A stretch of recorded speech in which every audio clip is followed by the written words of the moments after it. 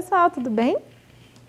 Meu nome é Mariana, eu sou professora de ciências e a gente vai se encontrar mais uma vez em julho para continuar o tema da aula passada. Vocês lembram que a gente falou de ecologia? Falei dos níveis de organização do ser vivo? Então vamos lá, a gente vai começar hoje relembrando um pouquinho do que eu falei na aula passada e continuando e aprofundando um pouco mais esse tema que é muito legal e eu gosto bastante. Se você acha que esse tema não ficou tão bem absorvido, volta na aula passada e aí você vê os dois vídeos e concomitante, né? Vê o primeiro vídeo de julho e agora depois esse aqui, tá bom? Mas eu tenho certeza que você vai adorar porque essa aula é ótima.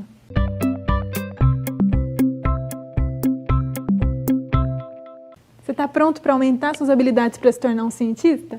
Então vamos lá. Os níveis de organização, como a gente falou na última aula, eles vão desde indivíduo. Um indivíduo é um ser vivo de uma espécie, que vai se tornar uma população quando eu tenho mais de um indivíduo de uma espécie juntos, que vai se tornar uma comunidade quando eu tenho diferentes espécies integrando aquele local, que se torna um ecossistema quando eu tenho junto com os seres vivos, fatores não vivos, que são a água, luz solar, né? Que vai se tornar uma biosfera, quando eu tenho vários ecossistemas diferentes, eu formo uma biosfera, que é o nosso planeta Terra. Então a gente vê aqui os níveis de organização desde a célula, ou seja, uma célula que é a parte do meu corpo, né, vai formar, quando eu junto várias células, um tecido, vários tecidos juntos formam um órgão, nesse caso aqui o osso, vários ossos vai formar o sistema esquelético, vários sistemas juntos vai formar um organismo, que a gente vai chamar de indivíduo, e aí aqui a gente entra na mesma linha que a gente acabou de falar, né, organismo, indivíduo população, população comunidade, comunidade ecossistema, ecossistema biosfera.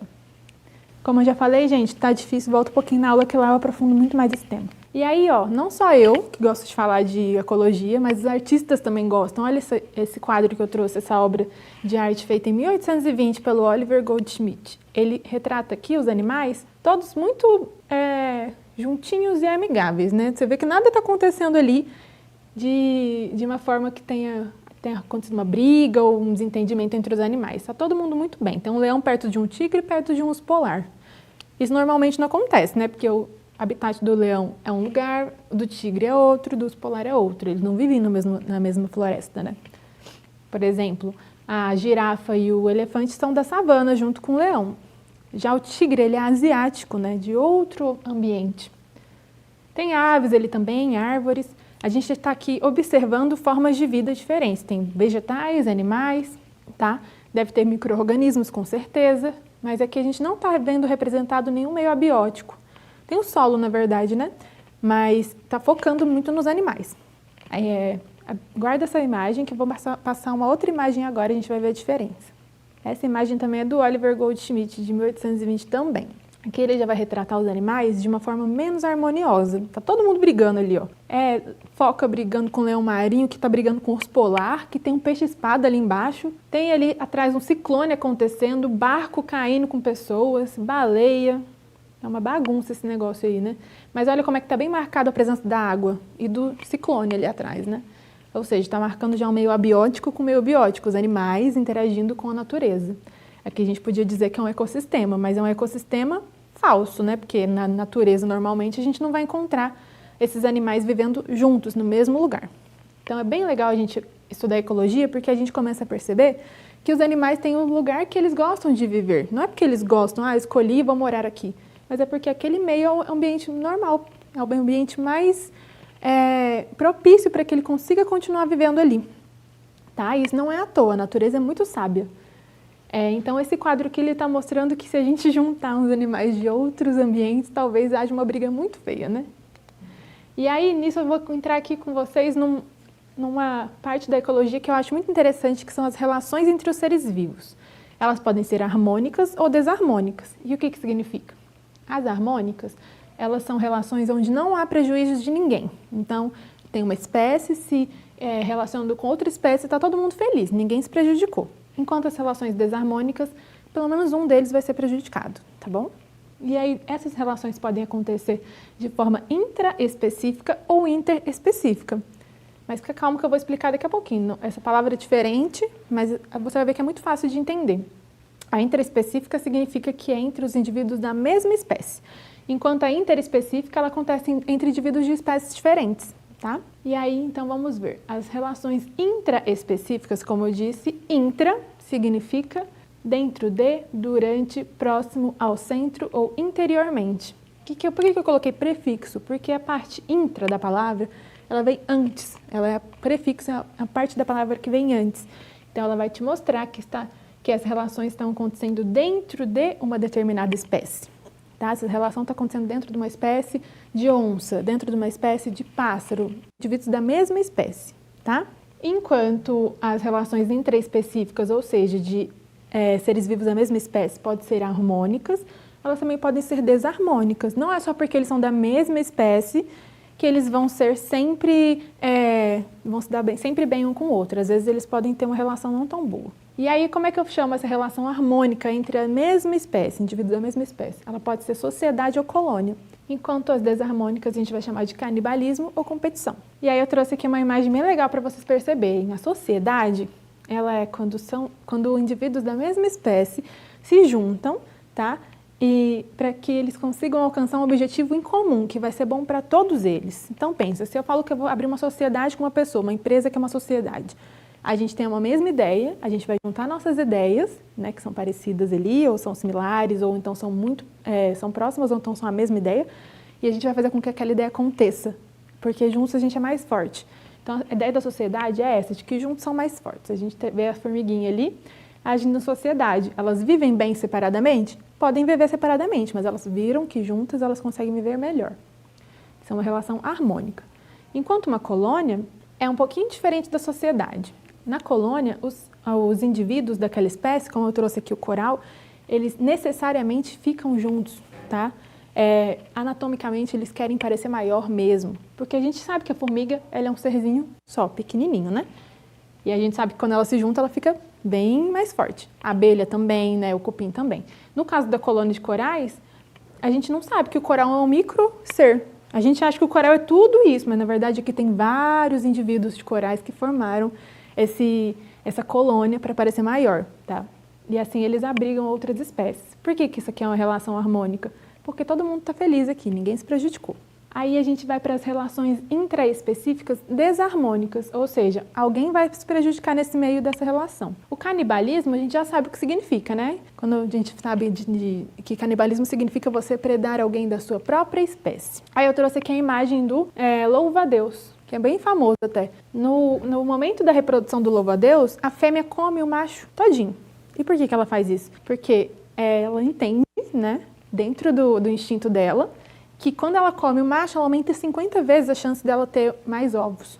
Então, ela vai ter muito mais filhinhos que vão propagar a espécie dela. Lembra que os animais, no instinto dele, eles só pensam numa coisa em definitivo, todas as espécies. Vou propagar o meu gene para que eu continue existindo no planeta. Ou seja, vou ter filhos para que, quando eu morrer, tenha outro como o meu, tá? Então, quando o macho se entrega para a fêmea para ele ser comido, é porque ele sabe que isso vai ser bom para a espécie dele. Além dele, tem a viúva negra também, né? Que é aquela aranha, também muito conhecida, que a fêmea come o macho depois da cópula. E aí também a gente tem uma relação intraespecífica desarmônica de competição. A competição acontece geralmente entre dois machos que querem ocupar e ter a liderança daquele território, ou então que querem conquistar a fêmea, tá? No reino animal é muito comum que os machos lutem pelas fêmeas. As fêmeas escolhem o macho mais forte, porque isso significa que os filhos dela vão ser fortes. Então, a competição vai acontecer entre dois indivíduos da mesma espécie, beleza? E aí a gente entra nas relações interespecíficas.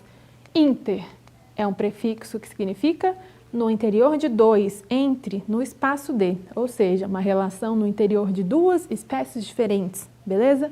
Relação que acontece entre uma espécie que vai se relacionar com a outra espécie. Pode ser harmônica ou pode ser desarmônica. Nas harmônicas eu tenho mutualismo, comensalismo, protocooperação e inquilinismo. Na desarmônica eu tenho amensalismo, predatismo, parasitismo e competição.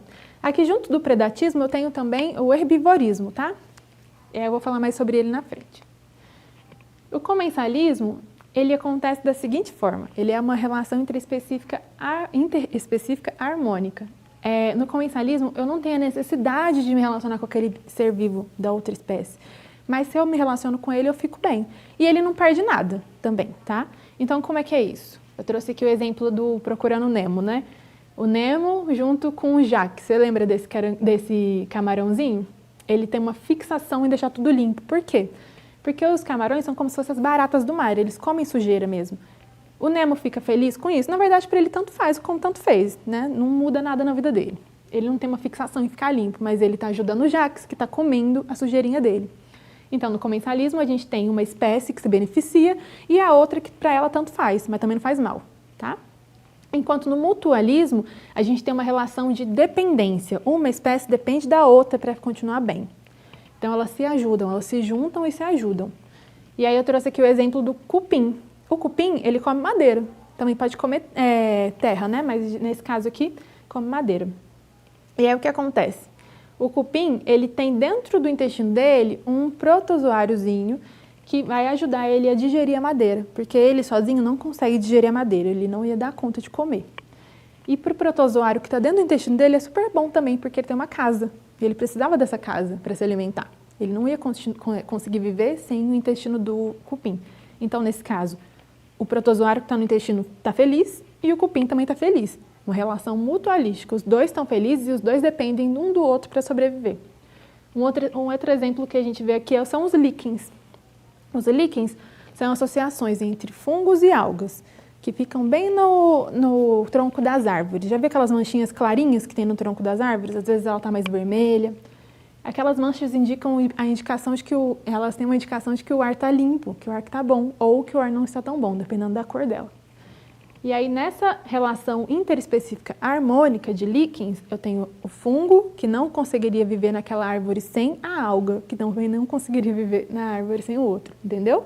Então, um precisa do outro para viver naquela árvore. E aí, eles se encontraram, perceberam que a relação era boa, harmônica, e eles têm uma relação de mutualismo, onde um precisa do outro para sobreviver. E aí, a gente tem também a protocooperação, que eu trouxe junto com o quilinismo nessa imagem. Não são a mesma coisa, mas eu trouxe aqui porque essa imagem já mostra as duas relações ao mesmo tempo. Também é uma relação harmônica. E a protocooperação, como o nome diz, cooperação é quando eu coopero com alguém. Então, é uma cooperação onde os dois cooperam um com o outro, mas ninguém precisa daquilo, tá? Os dois se beneficiam, os dois estão felizes, mas ninguém precisa realmente daquilo. E aí eu tenho aqui o exemplo do peixe palhaço, que é o Nemo, né, junto com a anêmona. A anêmona, ela é um quinidário, é um animal, né, que ele fica fixo no substrato, ele fica fixo no chão. E aí essas perninhas da anêmona, esses bracinhos, tentáculos, né, que eu posso dizer, eles soltam uma substância que queima a pele dos animais. Só que o peixe palhaço ele já está adaptado a isso, então ele não fica queimado mais. Lembra no Nemo, quando ele fala que ele pode encostar na água viva porque ele não queima, mas a Dory não pode porque ela queima? É porque ele realmente está adaptado. Aquele meio é um meio que ele se sente bem. Então, ele usa esse lugar.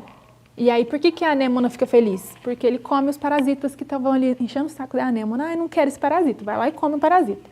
E para ele é ótimo porque a anêmona vai proteger ele de outros seres que não vão chegar perto porque ela queima. E ele não é bobo, né? E por que é inquilinismo também? Inquilinismo é uma relação onde uma espécie vai viver na outra. Então, olha lá, ele usa a anêmona de casa. Poderia ser uma planta também, por exemplo, as bromélias, elas gostam de ficar em árvores, agarradinhas assim nas árvores. As orquídeas também. Então, elas têm uma relação de inquilinismo. Elas usam uma outra planta para ser a casa delas. Tá? E nessas relações aqui, ninguém fica triste. É uma relação harmônica. Outra relação legal de protocooperação é essa aqui que eu trouxe a imagem, ó. Esse crustáceo, ele chama paguro. Ele encontra uma concha abandonada de algum molusco que deixou a concha para trás. Pode ser, por exemplo, um caramujo que deixou a concha para trás. Ele encontra essa concha e vai para dentro dela. Por quê? Aí ele se protege. Quando chega algum animal que pode predá-lo, ele esconde dentro da concha. A anêmona, que também é muito esperta, e lembra que eu falei que a anêmona é fixa, ela não sai do chão? Ela se instala em cima da concha. E aí ela consegue andar, porque o paguro ele vai andar com a concha protegendo ele, e em cima ainda tem uma anêmona que vai queimar quem quiser pegar o paguro, e a anêmona vai conseguir comer muito mais, porque ela vai ficar andando pelo chão ali do oceano. Então todo mundo está feliz. É uma relação ali de protocooperação e também de quase um inquilinismo ali, né? Se a concha estivesse viva, mas ela já não está. E outro exemplo de mutualismo que eu trouxe, retornando ao mutualismo, é porque eu achei isso aqui tão legal, até botei um ovinho para não esquecer. É que essa salamandra manchada, ela tem uma relação de mutualismo incrível com uma alga. E aí, quando descobriram isso, ficaram todo mundo boquiaberto. Dentro do ovo dela, tem uma alga que vive lá dentro, tá? E essa alga, ela faz o processo da fotossíntese. Lembra o que acontece na fotossíntese? O ser que faz a fotossíntese absorve o gás carbônico e libera o oxigênio, né? A partir da luz solar. Então, o que ela faz? O ovo da salamandra, ele não tem uma casquinha. É um anfíbio, né? Ele tem uma membrana, uma gelatinazinha em volta do ovo. Então, entra a luz solar ali dentro, a alga faz a fotossíntese e dá oxigênio para o bebê que está dentro do ovo. Então, ela tira o gás carbônico que o bebê solta e ainda dá o oxigênio para o bebê que precisa, para o bebê salamandra, né? Que está dentro do ovo. Então, é uma relação de mutualismo, tá? Essa espécie de salamandra só consegue sobreviver assim, e a alga também. Beleza? Então, agora vamos ver essas relações interespecíficas desarmônicas. Não é tão legal assim para alguém. Alguém vai se dar mal nessa jogada aqui. O amensalismo, ele é meio que o contrário do mutualismo. O que acontece no amensalismo? Uma espécie não deixa a outra sobreviver, tá? Então, se no mutualismo a outra só sobrevivia porque tinha uma outra espécie juntinha, nessa é ao contrário. Elas não sobrevivem porque uma fica impedindo a outra de crescer, de sobreviver ou de conseguir se reproduzir. E aí tem um exemplo aqui, que são os fungos e as bactérias. Na produção de penicilina, que é um antibiótico muito conhecido, ele foi descoberto por um pesquisador que estava cultivando bactérias numa plaquinha de Petri, como essa aqui. E aí ele saiu por um final de semana para viajar. Quando ele voltou, ele viu que tinha fungo em cima de todas as bactérias. Vixe, deu fungo, né? Embolorou, como a gente disse. E aí o que aconteceu? Ele foi perceber que o fungo matou a bactéria. E aí ele descobriu que existia alguém que conseguia matar bactérias. E que poderia matar a bactéria dentro da gente também, numa doença, por exemplo. Então ele percebeu ali que o fungo inibia a sobrevivência da bactéria. Então ele descobriu uma relação de amensalismo. Muito legal, né? E aí também tem um predatismo. O que é o predatismo? Aqui a imagem já diz, né? O ato de uma espécie predar a outra para se alimentar. Aqui a gente sabe que era uma brincadeira no filme do Rei Leão, mas isso aqui acontece com muita certeza lá na savana. Os leões vivem predando outras espécies. Além do predatismo, tem o herbivorismo, que é a mesma coisa, eu vou predar alguém. Mas assim, não é tão emocionante como acontece com os animais, né? Um animal com o outro. Nesse caso, é um animal que come plantas, então ele vai comer algum outro vegetal. Ele vai se alimentar daquelas folhas para sobreviver. Para a planta não é tão legal, mas para ele está sendo ótimo, né? E a competição, que também acontece, lembra que eu falei que a competição acontece entre indivíduos da mesma espécie? Ela também acontece entre indivíduos de espécies diferentes. Aqui eu tenho esse exemplo da Era do Gelo. Lembra quando o esquilo ele tenta pegar a noz e aí chega uma esquilo fêmea e ele entrega para ela e ele percebe que não deveria ter entregue porque no fim das contas ele ficou sem?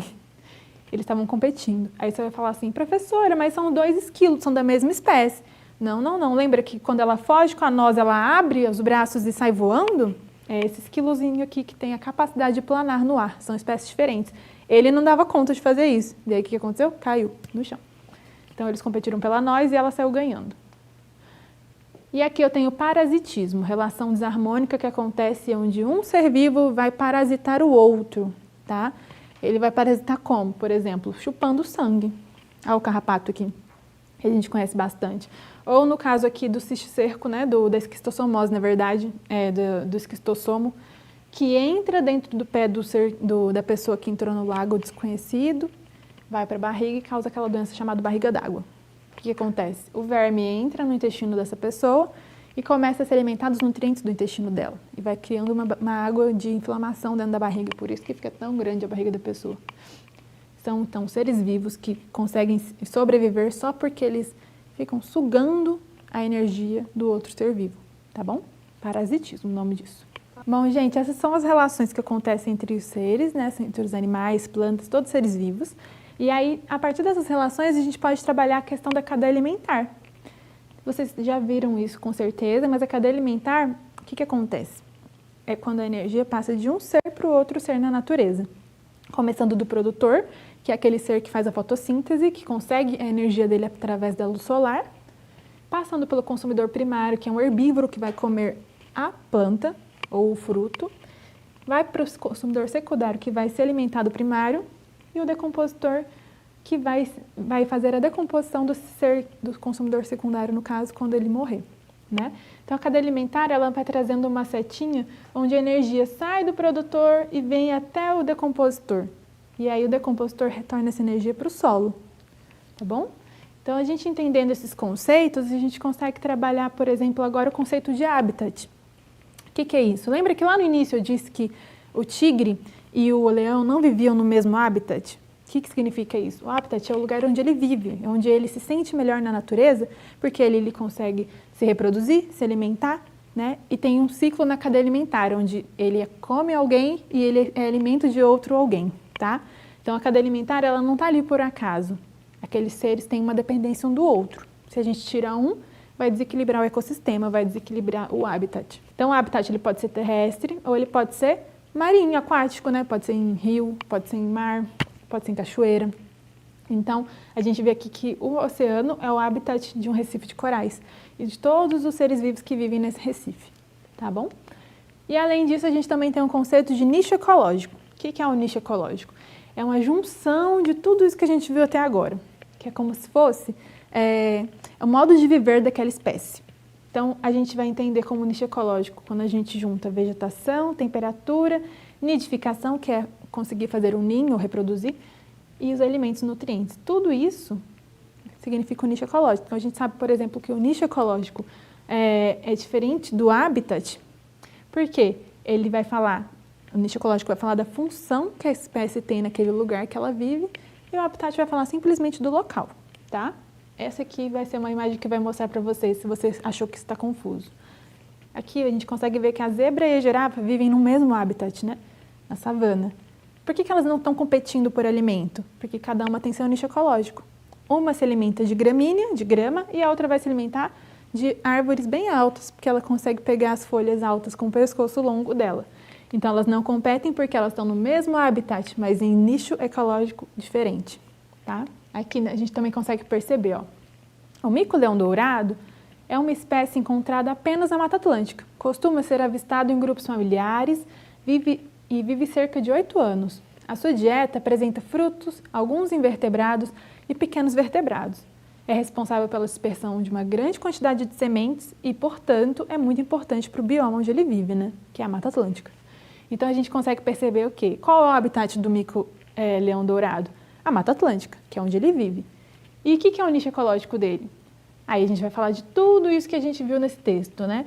Quanto tempo ele vive, qual o tipo de alimentação que ele gosta, que são frutos, pequenos invertebrados e vertebrados, que ele é responsável pela dispersão das sementes, que é o trabalho dele, né? Se alimentar e soltar as sementes para assim as árvores crescerem em outros lugares. Então, tudo isso, habitat é a Mata Atlântica e todo o resto, o estilo de vida, como ele se alimenta e como ele se reproduz, é o nicho ecológico dele.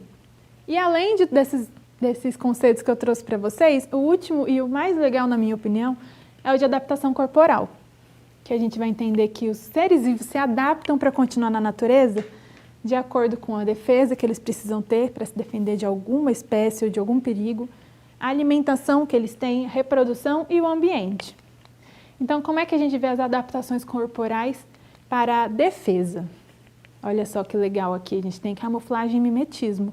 Camuflagem é quando o ser se camufla com o ambiente e mimetismo é quando ele se parece com outro ser vivo. Então, aqui a gente vê um réptil camuflado no tronco. Você consegue perceber que tem um réptil ali no tronco? Quase igualzinho o tronco da árvore.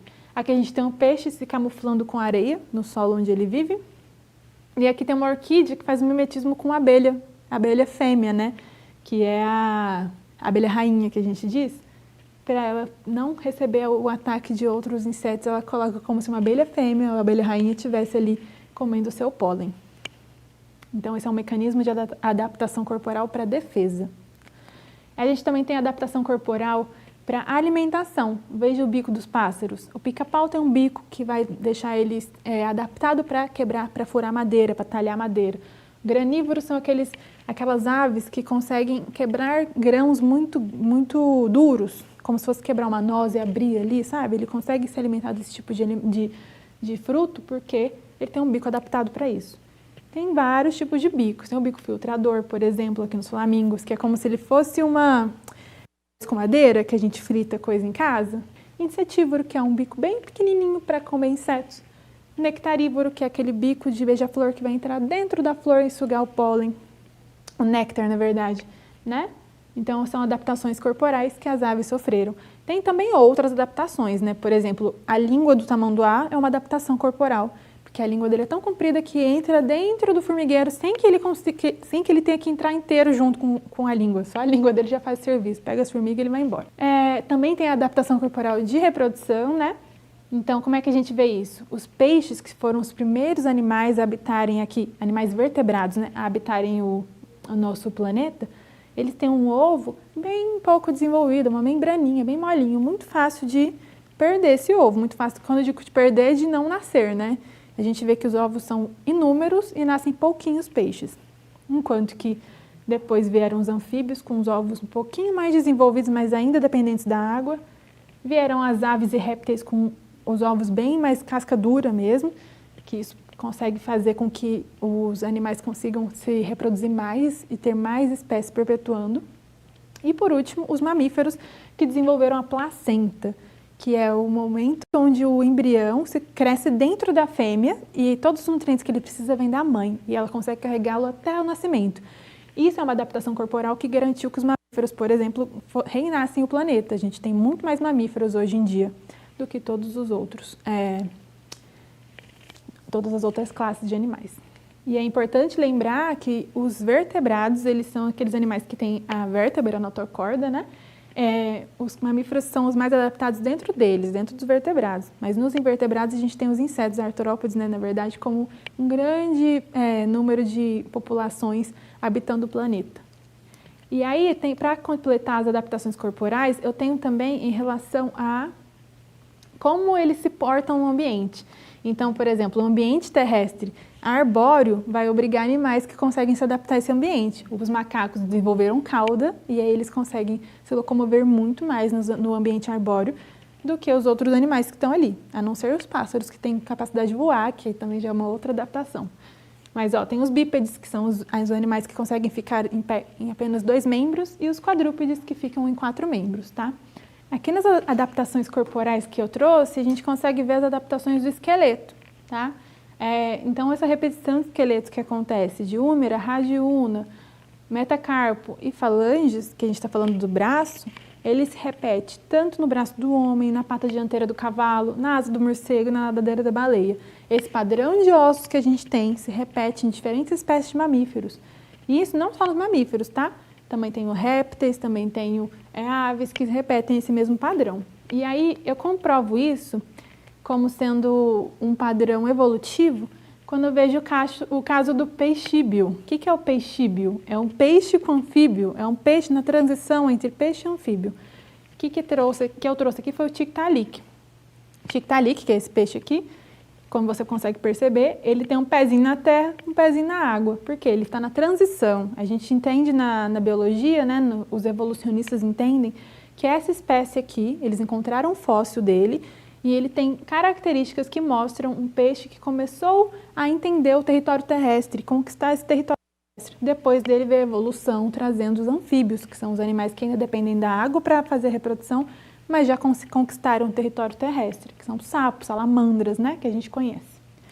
Então, o tiktaalik, eu trouxe um vídeo para mostrar para vocês, ele tem esse padrão de ossos que eu falei para vocês. Tiktaalik's heavy-duty fin still helped it to swim. But if it hit the shallows, the bones and joints would help to push itself up and punt around. But this new limb didn't just help mobility in the water.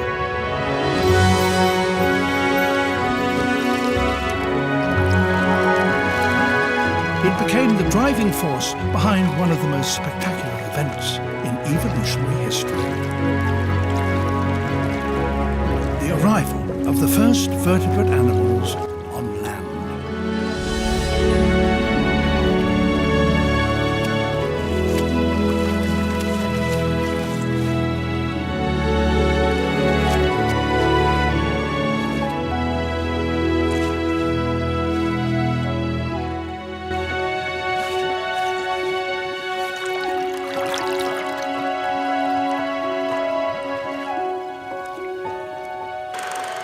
Vocês viram que legal? Então, como ele começou a desenvolver esse padrão de ossos, isso é mutação, gente.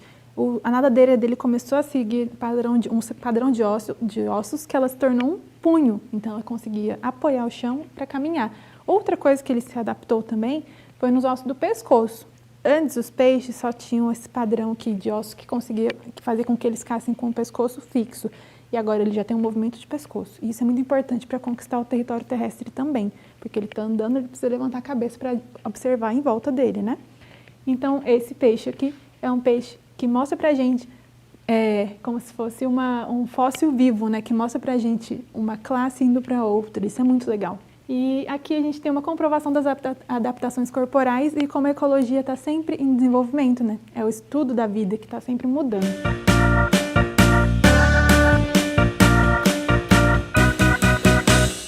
Bom, pessoal, esse tema está complementando a aula passada. Se você achou que está um pouquinho rápido demais, volta na aula anterior, vê ela com calma, faz os exercícios que eu deixei no portal Escola em Casa, que também complementam tudo isso que eu falei, né, das relações, das adaptações. E aí a gente se encontra na próxima aula em agosto agora, tá? Eu espero que vocês tenham gostado do conteúdo, eu particularmente amei, e a gente se vê logo mais. Tchau, tchau!